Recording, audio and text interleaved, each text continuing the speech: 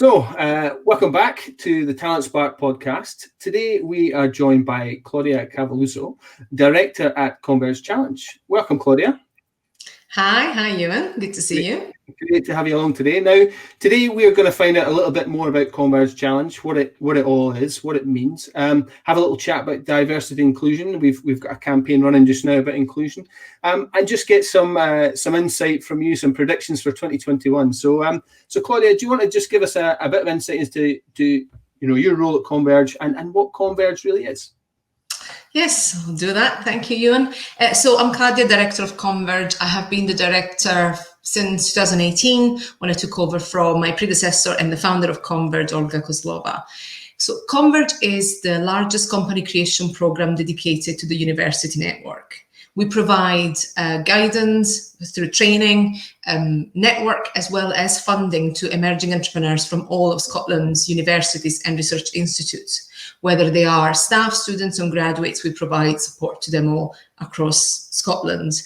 We've been going on for 10 years now, and in our history, we have trained over 450 aspiring entrepreneurs, supported the creation of over 220 companies who enjoy a very healthy survival rate of over 80%. And together, the Converge alumni have raised over £100 million in grants and investment. Wow, that's pretty impressive figures. So what I wanted to understand a little bit about the diversity and the inclusion going across a number of these companies that obviously roll out of university. So Converge has had a long history of diversity throughout its cohort. Do you think that that's been kind of key to the success of a lot of these companies? Absolutely. I think it has been instrumental, and we pride ourselves with being a diverse and inclusive organization and program. We have looked back at the data from when we started, and we've seen that we have grown from around 30% participation of female aspiring entrepreneurs in the program to almost 50%, which was achieved in 2019. Wow. And last year it was the culmination with all female-led or co-led businesses securing the top awards, which obviously, just wanted to clarify, that was it just happened on their own merits as a very thorough process to ensure the best projects win our prizes. And these women have earned their prizes like all the other ones who are doing fantastic work across our ecosystem. It's important to understand that obviously diversity on its own is not really that meaningful. Inclusion is crucial. Yeah. And also that diversity is not just about gender, but it's about diversity of backgrounds and of thoughts. We have again analyzed our participants and applicants over the years, and we're very lucky to attract several applicants from Black, Asian, and minority ethnic backgrounds. In fact, this year, 2020, 30% of the overall applicants had a BAME background, and 18% of the program participants were from a BAME background. And this is well above average representation of BAME background individuals in Scottish universities, which is measured around 90%. Wow. Sorry, 9%. Yeah, okay. You touched on quite a key part there, was that the diversity inclusion separate. There's no value there. One doesn't work without the other, although they're linked, but they are separate issues. I mean, do you think that while inclusion is not diversity, how important do you think it is for businesses to create that inclusive culture so that people do feel that they're part of that business? I think that has been a success for a number of startups. Would you think that's the case? Absolutely, I couldn't agree more. So research demonstrates that the positive impact of diversity and inclusion in companies' boards, such as a better, higher return on investment, improved sales, improved sustainability, and better risk management. Mm-hmm. It is also well known that diversity improves innovation. What is perhaps a bit less well known is that gender diversity improves radical innovation.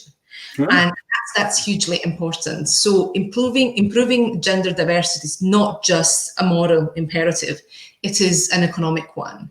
Mm-hmm. When looking at universities in particular, so universities born companies, whether they are startup or spin out, there is still a bit of work to do. Some reports have come out in the last couple of years showing the the lack of diversity on companies' boards and founding teams across university spin-outs in the whole of the UK. And with this in mind, we actually collaborated on a pilot initiative, quite a radical one in Scotland, to improve the diversity and inclusion on boards of company spin-outs in partnership with Women's Enterprise Scotland and Women on Boards UK.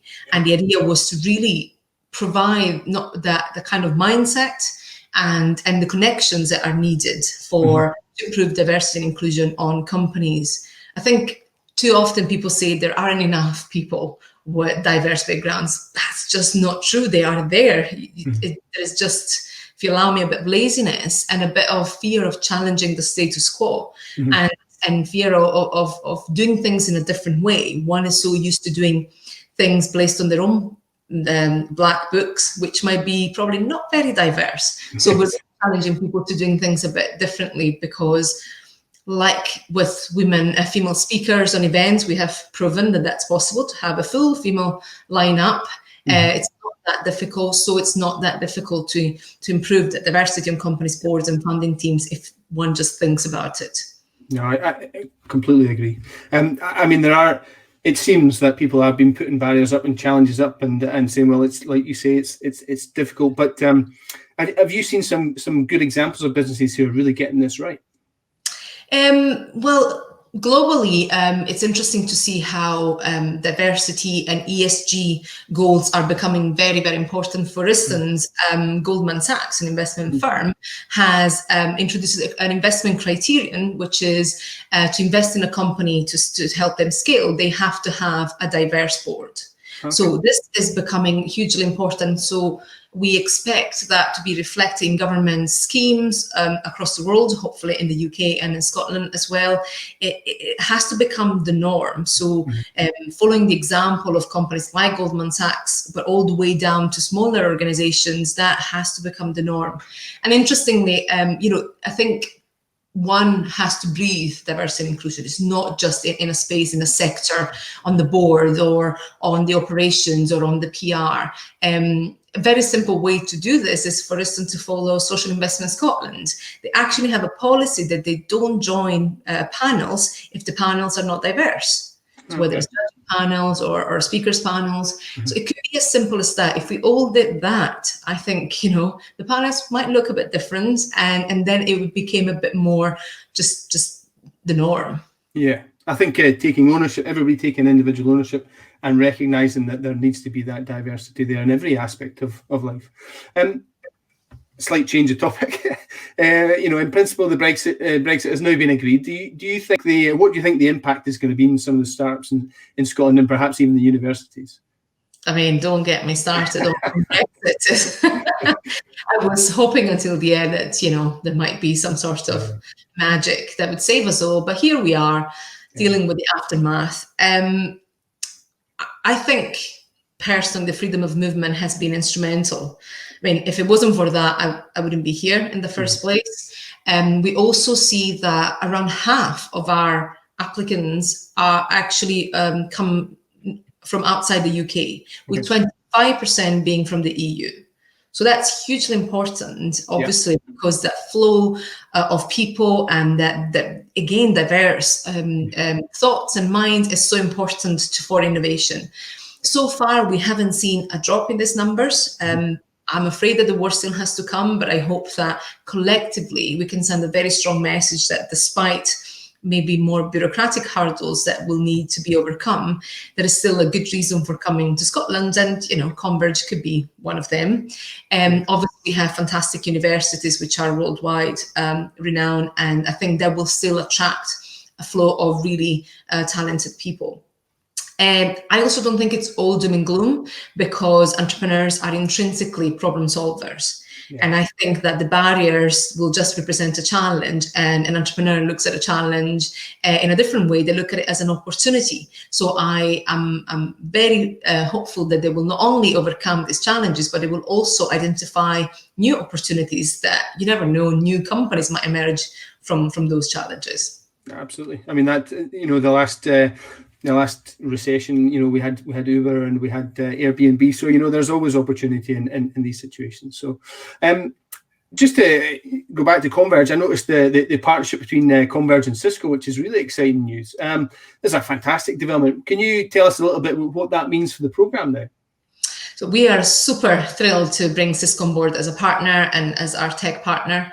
Their expertise, experience, and global presence will be a game changer for our participants.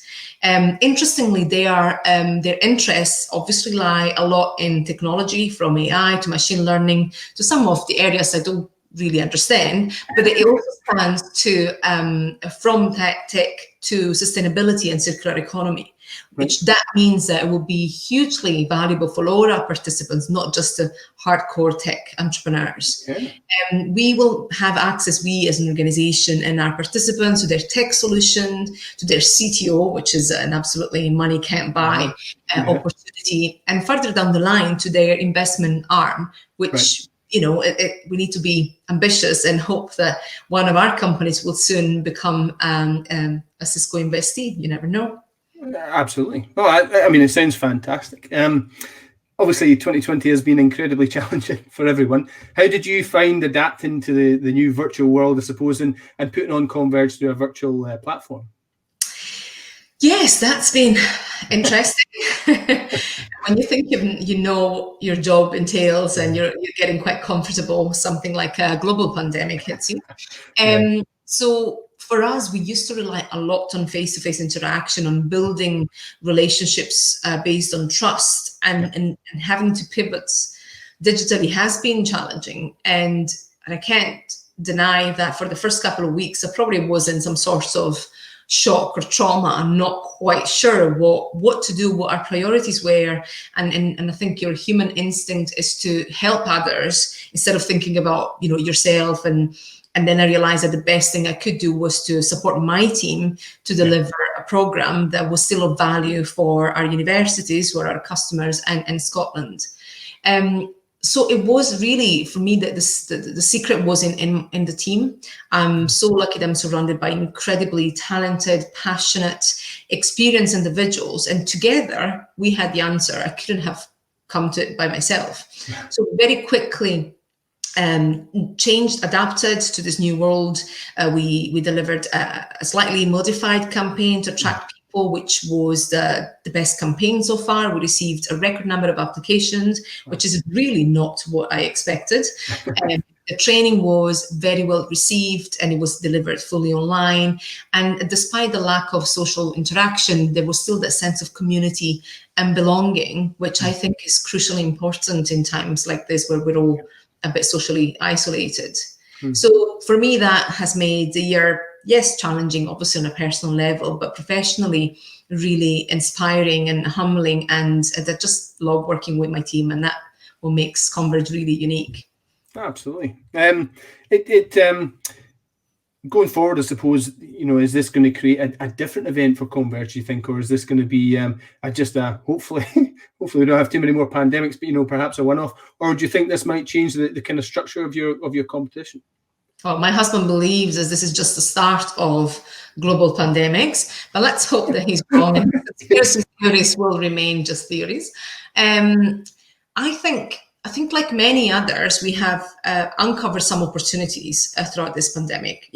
Obviously it's been horrible, and obviously we wish it wasn't the case that we had to go through this because of lives being lost and damage that will be left even after we recover. However, our training, for instance, has been much more accessible than it's been before.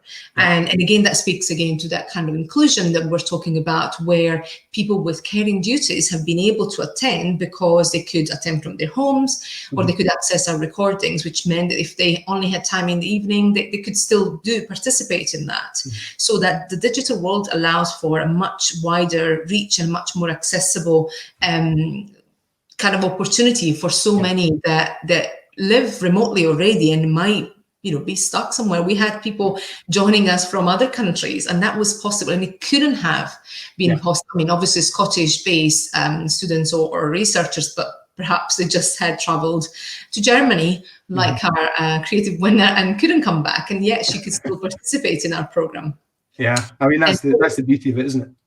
Exactly, and I don't think we want to lose that. I think we've learned how to do that, and I don't think that we will exclusively obviously do digital, because we all agreed that meeting is nice, that an event is nice in person, and the after party, as you know, is much better in person. So, platforms like Remote can't quite deliver on a couple of gin and tonics with good friends. But I think going forward, when we're out of this kind of crisis, we will look at a hybrid model where we can bring people together when it matters, and I think it's crucial to develop relationships, but there is so much that could be delivered online, which means that it's accessible and it can grow so much faster than it could have grown physically. We don't have to deal with, even just dietary requirements or people moving and having to ask people to travel from islands like Orkney, where it becomes such a burden and becomes a barrier to participation, or even the borders.